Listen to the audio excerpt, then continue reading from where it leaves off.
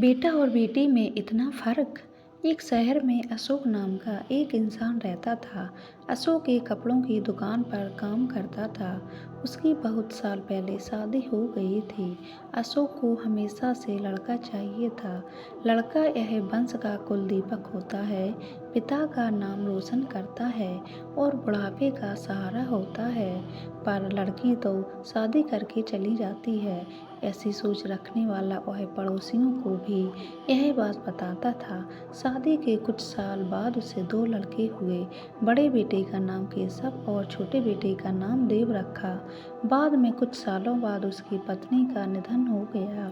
उसके बाद उसी ने उन दोनों बच्चों का ख्याल रखा। समय बीता और उसके दोनों बेटे बड़े हो गए और अब दोनों बेटे नौकरी कर रहे थे। दोनों की शादी भी हो गई।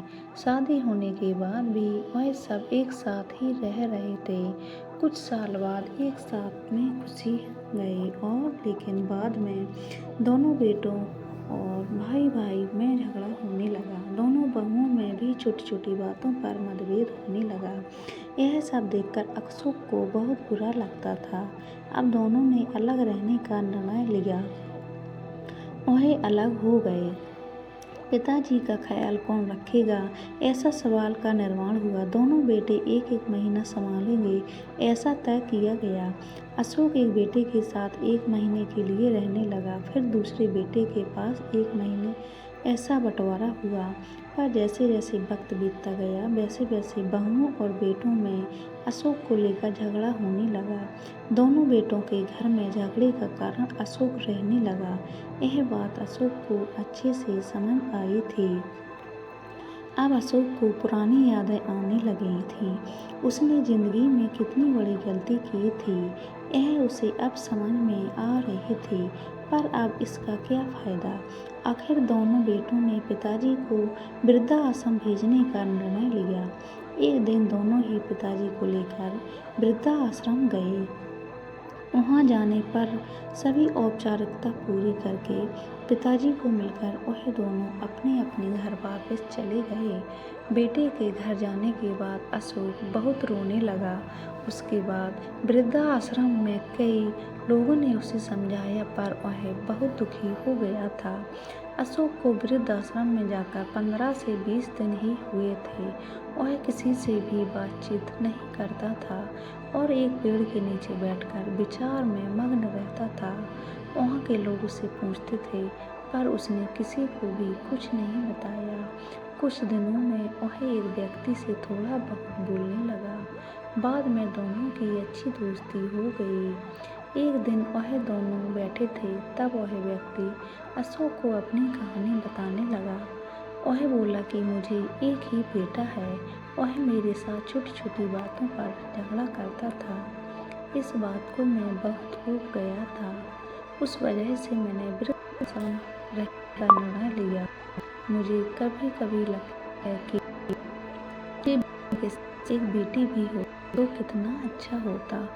आज वह मेरे बुढ़ापे की लाठी बन सकती। उसका बोलना सुनकर अशोक और ज़्यादा दुखी हुआ और वह बहुत गहरे विचारों में खो गया।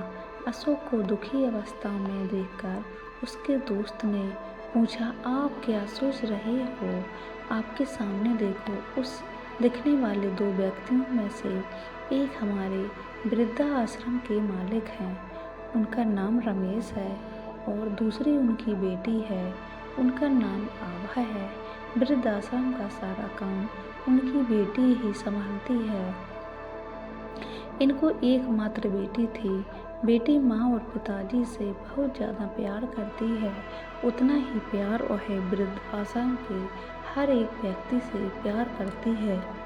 अशोक सिर्फ उसकी तरफ देखते ही रह गया और उसका मन और भी ज़्यादा दुखी होने लगा। रात होने लगी थी।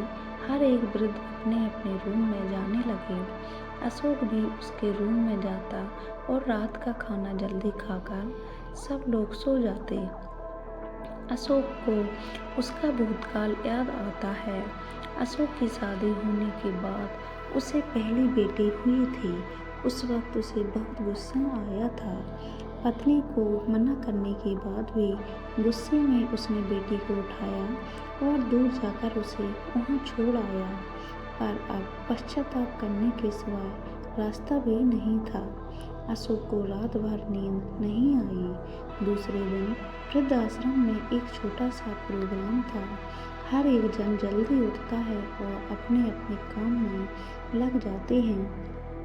दोपहर को सब लोग हॉल में एकत्रित हुए। रमेश और आभा भी आई थी।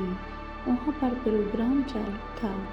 तब रमेश का ध्यान 2-3 बार अशोक की तरफ गया। अशोक उनको बहुत उदास बैठा हुआ दिखा। उनको लगता है कि शायद उसकी तबीयत अच्छी नहीं होगी। प्रोग्राम खत्म होने के बाद वह अशोक से बात करने के लिए उनके पास जाते हैं। वह अशोक को दुखी होने का कारण पूछते हैं।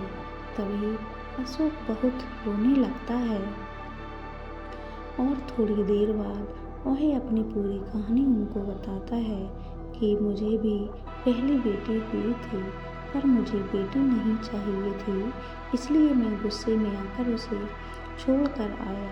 आज जब मैंने आपको आपकी बेटी के साथ देखा तो तभी मुझे समझ आया कि बेटी कितना प्यार करती हैं। मेरी बेटी भी मेरे साथ होती तो मुझे यहाँ वृद्ध आश्रम में रहना नहीं पड़ता। मेरे दोनों बेटों ने मुझे दुख के सिवा कुछ भी नहीं दिया। मैंने किए हुए पापों की सजा आज मैं भुगत रहा हूँ। अशोक की बातें सुनकर रमेश को मन में बहुत दुख हो रहा था। दुखी होकर वो अशोक को बोलते हैं कि यह मेरी बेटी नहीं है, मुझे यह नदी के किनारे मिली थी। मैं उसे घर ले आया है और बहुत प्यार से बड़ा किया और मेरी पत्नी उससे बहुत प्यार करती हैं और हम दोनों से भी उतना ही प्यार करती है। पूरी कहानी सुनने के बाद अशोक बोलता है कि मेरी बेटी को मैं भी नदी के किनारे मंदिर के पास छोड़ा था। यह सुनकर रमेश को थोड़ा गुस्सा आया और वह वहाँ से निकलने वाला ही था। तभी उसी वक्त वह अशोक को पूछते हैं, आपकी बेटी का बर्थ मार्क वगैरह आप बता सकते हो क्या? अशोक ने तुरंत जवाब दिया, हाँ बता सकता हूँ। उसके बाएं हाथ पर और पैर पर एक एक उंगली ज़्यादा थी। यह जवाब सुनकर रमेश को विश्वास होता है कि आभा उसी की ही बेटी है। यह सब सुनकर रमेश वहाँ से चला जाता है। वह चले जाने पर आभा वहाँ पहुँचती है। वह अशोक को बोलती है कि मैंने आप दोनों की पूरी बात सुन ली है। आपने मेरे बारे में जो भी कहा वह सुनकर मेरा मन बहुत दुखा है। एक पिता खुद की बेटी के बारे में ऐसा निर्णय ले सकते हैं, यह सुनकर मुझे बहुत बुरा लगा। आपने जो भी किया वह बहुत गलत था। आपने मुझे बेटी बोलने का अधिकार खो दिया है। मैं आपकी बेटी होकर भी आप मुझे रास्ते पर छोड़कर चले गए थे और मैं उनकी बेटी न होते हुए भी उन्होंने मुझ पर जान निछावर कर दिया है, इसलिए वही मेरे सच्चे पिता हैं। आप इस वृद्ध आश्रम में रह सकते हैं, पर आज आपने उनके सामने जो बोला है वह फिर कभी भी उनके सामने मत बोलिएगा, क्योंकि आज तक मैंने उनको इतना दुखी कभी भी नहीं देखा। इतना बोलकर आभा वहाँ से चली गई। अशोक सिर्फ आंखों में आंसू लाकर उसकी तरफ देखता ही रह गया और अपने नसीब को दोष देता रहा। दूसरे दिन सुबह किसी को भी बिना बताए हुए अशोक वृद्धा आश्रम छोड़कर चला गया। क्या एक पिता बेटे की चाह में बेटी के लिए पत्थर दिल हो सकता है? इस दुनिया में हर प्रकार के लोग रहते हैं। बेटियां बड़े नसीब से मिलती हैं और बेटियां पालने की हर किसी की औकात नहीं होती है। बेटियां बड़ी ही भाग्यवान होती हैं। जिस घर में जन्म लेती हैं उस घर की किस्मत ही चमक जाती है।